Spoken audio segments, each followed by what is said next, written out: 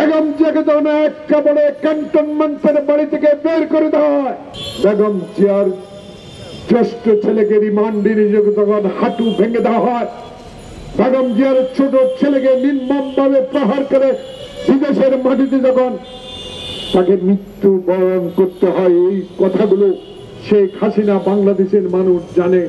তাই আর বাংলাদেশে মোদী সাহেব, বিজেপি, মমতা বাংলাদেশ নিয়ে কথাবার্তা বলতে মুখ সাবধানে কথা বলুন। বাংলাদেশে 18 কোটি মানুষ, তখন ছিল 6 কোটি মানুষ, যুদ্ধ করে প্রমাণ করে দিয়েছে স্বাধীনতা। সেই স্বাধীনতা রক্ষার জন্য জীবন মরণ লড়াই করব। ডক্টর ইউনূস কথা দিয়ে গেলাম, আপনি এগিয়ে যান।